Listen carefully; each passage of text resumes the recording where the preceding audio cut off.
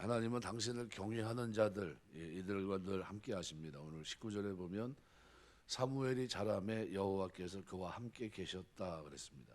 하나님께서 사무엘과 함께 계셨다고 하는 것은 그 이상의 의미를 그 속에 담고 있습니다. 다시 말하면 하나님께서 엘리 가문은 이제 완전히 버리셨고 떠나셨다는 것을 상대적으로 나타낸 말이기도 합니다. 하나님께서는 그 엘리의 가문을 떠나셨을까? 후일에 사무엘은 불순종한 사울을 책망하면서 사무엘상 15장 23절에 보면 하나님 말씀을 버렸기 때문이다라고 이렇게 설명을 합니다. 그래서 사무엘상 15장 23절에 보면 이는 거역하는 것은 점치는 죄와 같고 완고한 것은 사신 우상에게 절하는 죄와 같음이라. 왕이 여호와의 말씀을 버렸으므로 여호와께서도 왕을 버려 왕이 되지 못하게 하셨나이다. 말씀을 버렸기 때문에 버렸다 이렇게 얘기합니다. 그러니까 이 사실이 시사하듯이 엘리 가문도 그들이 먼저 하나님을 버렸기 때문에 하나님께서도 그를 버려 제사장의 대를 잇지 못하게 한 겁니다.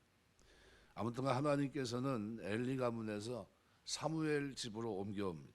이것은 사무엘은 엘리의 가문과는 달리 하나님의 말씀을 듣고 이상을 보았으면서도 사실상 차기 제사장으로 내정되면서도 오만에 빠지거나 하나님 경외에서 벗어나지 않고 여전히 하나님을 겸손하게 경외하고 있었다는 것을 보여줍니다. 하나님은 교만해서 당신을 떠나는 자들을 버리시고 온전히 당신을 경외하는 자들과 함께 하십니다. 이와 관련해서 사도 베드로는 베드로서 5장 5절에서 이렇게 표현합니다. 하나님이 교만한 자를 대적하시되 겸손한 자들에게는 은혜를 베푸시느니라 그랬습니다.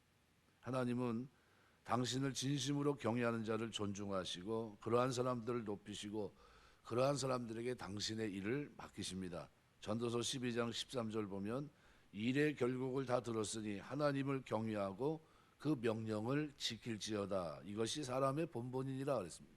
우리 하나님 말씀을 지킬 수 있는 은혜가 있게 되시길 주의 이름으로 축원합니다. 사도행전 10장 35절 보면 각 나라 중 하나님을 경외하며 의를 행하는 사람은 하나님이 받으시는 줄 깨달았도다 그랬습니다. 오늘 19절 말씀에 보니까 하나님이 사무엘과 함께 하셔서 그의 발이 하나도 땅에 떨어지지 않게 하셨다 그랬습니다. 사무엘 입으로 선포되는 말은 다 성취됐다는 겁니다. 물론 그의 말은 하나님의 계시에 근거한 것으로 하나님의 말씀이었습니다. 그래서 하나님은 사무엘의 말로 하나도 땅에 떨어지지 않게 하신 겁니다. 하나님은 당신의 말씀에 신실하신 분입니다. 시건치 않으십니다. 이사야 55장 1절 보면 내 입에서 나가는 말도 헛되이 내게로 돌아오지 아니하고 나의 뜻을 이루며 나의 명하여 보낸 일에 형통하리라 그랬습니다. 하나님 반드시 지금 이 시대도 똑같습니다. 목회자를 통해서 주시는 이 말씀을 데살로니가서 2장 13절 기록 그대로요. 사람의 말로 받지 않고 하나님의 말씀으로 받을 때 하나님이 믿는 자 속에 역사하십니다. 능력이 나타나요. 사람의 말로 받으면 아무 효과가 없습니다. 백약이 부여하듯이 그건 의미가 없어요. 하나님의 음성으로 들어야 됩니다. 우리가 하나님을 신뢰할 수 있는 근거는 말씀은 그냥 헛되지 않다는 거예요. 하나님 말씀 가운데 성취되지 않은 것은 아무것도 없습니다. 실로 하나님은 당신의 종들에게 계시를 주어서 선포케 하시고 그것을 이루어 가십니다. 하나님의 계시에 근거한 선포는 누구에 의해서 선포되든지 반드시 성취되게 되어 있습니다. 그리고 그것은 예나 지금이나 동일합니다. 그런 의미에서 목사의 입으로 선포되는 설교가 말씀에 근거한 것이라고 한다면 그것을 사람의 말이 아니라 하나님의 말씀으로 받는다고 한다면 그럼 어떻게 될까요? 하나님 믿는 자 속에 역사하십니다. 믿는 그대로.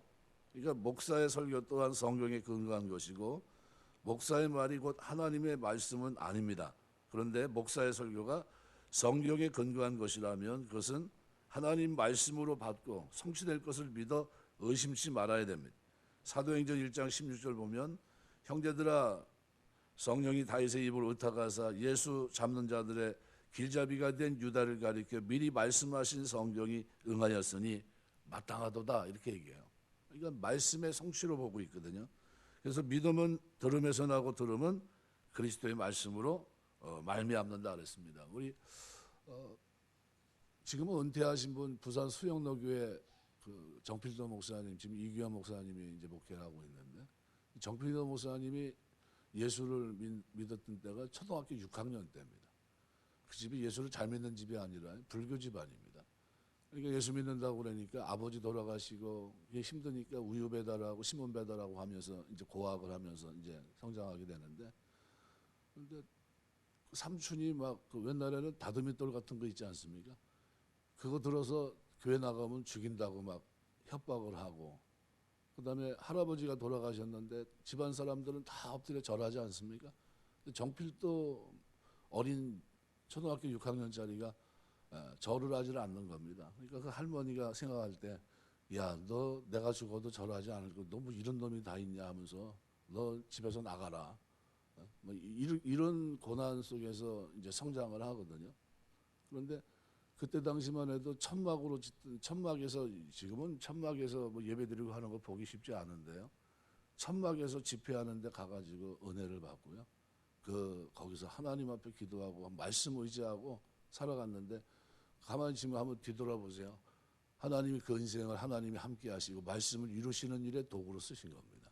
그래서 부산 수영로교회 해운대 그 큰 교회, 대형 교회를 지어나가는데 얼마나 많습니까? 얘는 한 2만 명 모인다고 그러잖아요. 근데 뭐 얼마나 많이 모이냐 그게 중요한 게 아니라 그 사람의 인생 스토리가, 하나님 보실 때 말씀 붙잡고 나갔더니 하나님이 말씀을 이루신 거예요. 한 생일을 살아가면서. 그만큼 중요합니다. 사도행전 19장에 보면 사도 바울이 두란노 서원에서 설교를 했는데 뭐라고 표현하냐면, 유대인이나 헬라인이나 다 주의 말씀을 듣더라 이렇게 얘기해요. 무슨 얘기면 관심 있게 보셔야 됩니다. 거기서 두란노 서원에서 가르친 사람은 누굽니까? 말씀을 설교한 사람은 사도 바울이에요. 그럼 누구 얘기를 들었을까요? 사도 바울의 음성을 들었을 겁니다. 근데 성경에는 뭐라고 써 있습니까? 유대인이나 헬라인이나 다 사도 바울의 말씀을 듣더라 이렇게 돼 있지 않고요. 주의 말씀을 듣더라 이렇게 돼 있어요. 오늘 여러분이 교회에 나와서 주의 말씀을 듣는 줄 믿습니다. 이게 생명이 되는 거예요. 이거 주의 말씀으로 듣는 자 그 속에 역사하는 겁니다. 설교를 주의 말씀으로 받을 때 누가 역사합니까? 성령이 믿는 자 속에 역사하는 거예요. 하나님이 약속의 말씀을 제가 믿습니다. 하나님이 저에게 주신 말씀으로 제가 지금 아멘 했습니다. 이래야 돼요. 하나님, 저는 지금 아멘입니다. 그럼 하나님 어떻게 해요? 이루실 줄 믿습니다. 말씀이 하나도 땅에 떨어짐 없이 이루어지게 하시는 거예요. 두 번째는 오늘 본문에 기록한 대로 성도는 단계적인 과정을 소중히 여겨야 됩니다. 하나님 음성을 들었을 때 사무엘 나이를 유추해 보면 12살 정도 된다고 그래요. 12살 아이를 만약에 내보내서 하나님의 뜻을 전한다. 그러면 하나님, 그죠? 듣겠습니까? 그러니까 그래서 오늘 본문의 19절을 보면 이렇게 표현합니다. 사무엘이 자라매. 성장한 후에 하나님이 말씀을 주셔서, 그리고 그 과정 속에서 역사하십니다.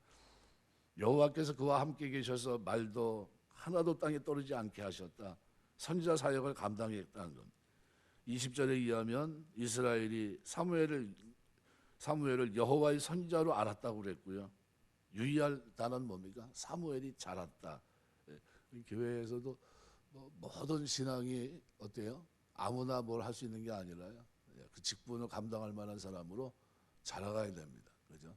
우리 신앙 안에서 성장하게 되시길 주의 이름으로 축원합니다. 사무엘은 어느 정도 성장이 이루어졌을 때부터 비로소 선지사역을 시작했을까? 계시받을 때가 12살인데요. 이때부터 선지사역을 했다면 그의 말에서 설득력을 지닐 수 없었을 겁니다. 그래서 하나님은 처음 사무엘에게 계시를 주실 때 그를 선지자로 세우지 않았고 그가 자랄 때까지 기다리신 겁니다. 자랄 때까지. 그동안 사무엘은 엘리 밑에서 하나님을 섬기면서 선지자 또는 사사가 되기에 부족함이 없을 정도의 훈련을 받았던 겁니다. 말하자면 사무엘은 차기 지도자와 선지자가 되기 위한 과정을 엘리 밑에서 거친 겁니다. 그러니까 사람에게 있어서 단계적 과정은 중요합니다. 그래서 훌륭한 인물은 태어나는 것이 아니라 만들어지는 것이다 라는 말이 있어요. 이 과정의 중요성을 나타낸 겁니다. 아무리 뛰어난 재능을 가진 사람이라 할지라도 재능을 개발할 수 있는 과정을 거치지 않는다면 그는 결코 훌륭한 일을 해낼 수 없습니다. 사람들은 자기에게 알맞는 꼭 그런 단계적 과정을 거치게 될 때 비로소 자기의 능력을 배양하고 훌륭한 일들을 이뤄낼 수 있는 겁니다. 네, 파리 올림픽이 끝났지만 1600m 혼성 계주 한번 보셨습니까? 아주 감동적인, 네덜란드가 4위로 이제 마지막 주자가 이제 딱 갔는데요. 근데 그 4위로 뛰던 사람이 그 허들 400m 세계 선수권자입니다. 우승자예요. 근데 그 사람이 결국은 다 제끼고 1등으로 골이 납니다. 깜짝 놀랐어요. 야, 어떻게 요즘 동네에서나 볼 수 있는 만화 영화 같은 프로그램이 저기서 나온다. 그 현장이거든요. 딱 한 번 뛰는 결승전인데 1600m 마지막 주자가 4등으로 뛰었는데 그걸 자기가 컨트롤해가지고 그 여자분이 결국은 네덜란드의 영광을 안겨다주는 그런 장면을 봤는데요. 얼마나 훈련했겠습니까? 예, 그 나름대로의 단계가 있었던 거예요. 똑같이 뛰지를 않고요. 우승하는 사람은 우승하는 저력이 있습니다. 어떻게 했냐? 그냥 뛰는 것 같은데 최선을 다하지 않고 뒤에서 슬슬 쫓아가는 것 같아요. 그런데도 시적인 조건이 좋으니까요. 이제 거의 간격을 좁히더라고요. 그러더니 나중에 한 150m, 200m 날면서 서서히 스포트를 시작하는데요. 나중에 탄력이 붙어가지고 다 이기더라고요. 그리고 우승은 그 사람이 하더라고요. 네덜란드가 난리가 났어요. 그냥 잘해야 3등이나 하겠다 싶었는데 쫓아가기 쉽지 않겠다 싶었는데 근데 그걸 뒤집었으니까요. 단계가 필요하다는 겁니다. 뭐든지 하나님이 오늘 우리에게 그런 능력을 갖기를 원하시는 겁니다. 그죠? 그냥 살살 쫓아가는 게 아니라요. 그래서 교회의 모든 교사나 집사나 장로가 되려고 하신 분들은 이 단계적 과정을 잘 이수하는 겁니다. 기도하려면 기도도 하고 섬길 때 섬기기도 하고 그죠? 해봐야 돼요. 해봐야 나중에 어떻게 해요? 가르칠 수도 있고 그렇게 살아가는 겁니다. 초신자가 열성이 있다고 해서 당장에 장로님이 될 수 있겠습니까? 그러면 불가능한 얘기입니다. 될 수도 없고 이건 직분을 맡긴다 해도 권위가 서지 않고요. 사명도 감당할 수 없습니다. 성도들은 자기의 단계적 과정을 소중히 여기고 자기 자리에서 훈련을 열심히 쌓아야 됩니다. 준비가 됐으면 누가 쓰십니까? 하나님이 쓰세요. 다윗이 볼 때 우리가 볼 때는 준비가 안 됐잖아요. 근데 준비는 누가 시킵니까? 하나님이 시킵니다. 하나님이. 광야에 있던 그를 기름 부은 것도 하나님이시고요. 10년 동안 더 고난의 자리에 깊이 집어넣어서 연단하신 분도 하나님이세요. 그리고 영광을 누리게 하신 것도 하나님이고요. 하나님이 함께 하시는 줄 믿습니다. 말씀을 깊이 연구하고 우리가 봉사의 훈련을 하게 될 때 단번에 큰일을 하겠다 생각하지 마시고요. 그런 생각은 교만이고 그러한 교만으로는 어떤 일도 이룰 수 없습니다. 묵묵히 하나님 앞에 엎드려 있으면 하나님이 쓰십니다. 예배소 4장 13절 보면 우리가 다 하나님의 아들을 믿는 것과 아는 일에 하나가 되어 온전한 사람을 이루어 그리스도의 장성한 분량이 충만한 데까지 이르자 그랬어요. 히브리서 5장 14절 보면 단단한 식물은 장성한 자의 것이니 저희는 지각을 사용함으로 연단을 받아 선악을 분별하는 자들이니라. 자라가야 됩니다. 디모데서 4장 15절 이 모든 일에 전심전력하여 너의 진보를 모든 사람에게 나타내게 하라. 오늘 사무엘이 이렇게 성장하면서 나중에 어떻게 됩니까? 이제 단에서부터 부엘세바까지 온 이스라엘이 사무엘은 여호와의 선지자로 세우심을 입은 줄을 알았더라. 그래서 야, 저 사람 다르구나라는 게 다르구나. 하나님의 인도하심 속에 12살에 하나님 말씀을 들었다고 하는데 확실히 다르구나. 그죠? 그 성장 속에서 하나님의 은혜가 넘치는 겁니다. 마지막으로 성도는 하나님 말씀 위에 신앙을 세워야 됩니다. 오늘 2절 21절에 보면 여호와께서 실로에서 다시 나타나시되 여호와께서 실로에서 여호와의 말씀으로 사무엘에게 자기를 나타내시니라. 하나님의 성막이 있는 실로에서 거긴 언약궤가 있는 곳입니다. 성막이 뭐고 언약궤는 뭡니까? 성막은 하나님이 거기 계셔서 이스라엘과 함께 하시고 제사를 통해 그들과 교제하시겠다는 임재 장소고요. 언약궤는 하나님이 이스라엘과 더불어 맺은 언약을 상징하는 상징물입니다. 이로 인해 이스라엘 백성들에게 있어서 성막과 언약궤는 너무나도 중요한 의미를 지닙니다. 특히 가나안 땅에 들어오기 전 성막 언약궤 위에 구름기둥 불기둥이 머물러 가나안 땅의 접경인 요단강을 건널 때 또 제사장들이 맨 언약궤가 요단강물을 밟아 흐름을 차단했을 때 이스라엘 백성들은 그 놀라운 능력을 경험합니다. 실로에 있는 하나님의 성막 그리고 거기 안치되어 있는 언약궤를 보면서 하나님의 임재와 하나님의 언약 가운데 내포된 하나님의 보호, 하나님의 구원, 하나님의 은혜가 그들과 함께 하신다는 사실을 확인하기도 했었습니다. 그러니까 언약궤만 보면 마음이 든든했던 겁니다. 그런데 문제는 이들이 이처럼 자신들에게 보호와 구원, 은혜와 축복을 베푸시는 하나님과 그의 말씀에는 주목하지 않고 점점 상징물에 불과한 성막과 언약궤에 집착했던 겁니다. 이로 인해 그들은 점점 신앙적인 나태, 안일함에 빠집니다. 눈에 보이는 상징물인 성막과 언약궤들을 바라보면서 말씀 앞에 순종하는 것을 도외시했던 겁니다. 오늘 말씀에 실로에서 하나님이 말씀으로 나타나셨다 이렇게 얘기합니다. 무슨 말입니까? 이것은 그들이 헛된 것을 추구했다는 겁니다. 참으로 하나님의 보호, 구원, 은혜를 체험하고 하나님을 만나기 원한다면 당시 이스라엘 백성과 같이 언약궤나 성막 또는 상징물에 집착할 것이 아니라 말씀에 집중하셔야 했어요. 말씀에. 이를 감안하면 이스라엘 백성들이 하나님을 만나고 하나님의 도우심을 얻으려면 어디로 가야 됩니까? 말씀으로 돌아가야 돼요. 형식적인 제사를 드리고 눈에 보이는 언약궤를 바라보며 안일함에 빠지는 것은 스스로를 속이는 것이고 하나님과 더욱 멀어질 뿐입니다.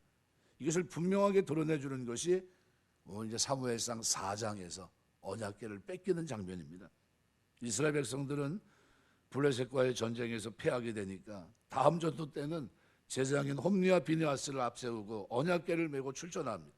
그때 이스라엘 백성이 하나님의 보호, 구원, 언약을 상징한 언약궤를 메고 나가면 하나님이 그들을 보호하고 구원하시고 승리하게 할 것이라고 생각한 결과입니다. 근데 그들은 하나님의 능력이나 구원이 마치 언약궤에 부착되어 있는 것처럼 생각했던 거죠. 결과는 어떻게 됐습니까? 언약궤를 대동한 두 번째 전투에서 이스라엘은 참패합니다. 지도자인 홈리와 비느하스는 죽임을 당하고 언약궤는 블레셋에 빼앗깁니다. 완전히 왜 하나님 그렇게 하셨죠? 하나님 말씀대로 말씀 앞에 돌아와야 될 것을 얘기하는 겁니다. 그러니까 하나님 말씀에 대한 순종 없이 하나님의 보호 구원을 기대할 수 없고 어떤 상징물도 하나님의 능력을 조종할 수 없다는 겁니다. 물론 언약궤는 하나님과 맺은 언약의 상징이 분명하지만 이스라엘이 범죄하고 하나님 말씀을 떠난 이상 그것은 이스라엘과 아무 상관없는 무용지물에 불과했던 겁니다. 이를 통해 우리는 말씀에 기초하지 않는 어떤 확신도 기대도 다 허공했던 구름과 같은 허탄한 것이라는 사실을 기억하셔야 됩니다. 그것이 뭐가 됐든 말씀에 기초하지 않은 모든 것은 예수께서 말씀하신 대로 모래 위에 세운 집과 같은 겁니다. 마태복음 7장 26절 비가 오고 창수가 날 때 반드시 무너집니다. 우리 신앙은 말씀에 기초해야 되고요. 말씀을 마음판에 새기고 살아야 됩니다. 시편 119편 9절에 이렇게 표현합니다. 청년이 무엇으로 행실을 깨끗게 하리이까 주의 말씀을 따라 삼갈 것이니이다. 만일 이걸 다른 말로 표현하면 청년이 무엇으로 그 행실을 깨끗게 하리이까 실로와 언약궤를 바라보면 됩니다. 이렇게 얘기했으면 될 거 아니에요. 그거 쳐다보면 그거 쫓아가면 되는구나. 그렇게 하지 않고 말씀을 따라 삼가야 된다는 거예요. 해야 될 것과 하지 말아야 될 것을 구분해야 된다는 겁니다. 베드로전서 1장 23절 너희가 거듭난 것이 썩어질 씨로 된 것이 아니요 썩지 아니할 씨로 된 것이니 하나님의 살아있고 항상 있는 말씀으로 되었느니라. 말씀에 대한 태도가 우리 인생에 하나님의 축복을 받느냐 받지 못하느냐로 결정이 됩니다. 말씀을 붙잡고 초등학교 6학년짜리가 하나님 말씀대로 살려고 몸부림치며 아버지는 돌아가셨지만 내 신앙을 지키겠다고 하나님 앞에 뜻을 정하고 걸어갔더니 하나님이 그 인생을 붙드셔서 그로 하여금 고난의 길을 걷는 것 같은데 함께 하셨고 마침내 그를 일으키셔서 부산 해운대 쪽에 큰 교회를 이룰 수 있도록 하나님이 인도하십니다. 뭐 붙잡았더니요? 하나님의 약속의 말씀을 붙잡고 엎드렸더니 하나님이 그 기도를 들으시고 심지어 어느 정도 기도를 많이 하신 분이냐면요. 기도실에 철봉이 있어요. 철봉. 왜냐하면 피곤하면 기도 못할 것 같으니까 철봉 잡고 하나님 앞에 서서 기도합니다. 그 정도로 기도를 많이 하셨던 분이 정필도 목사예요.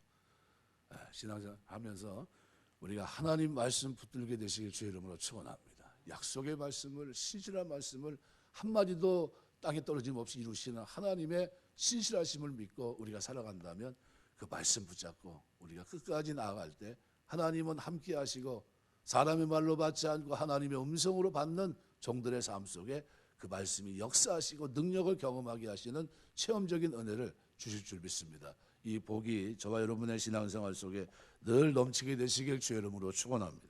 기도하겠습니다.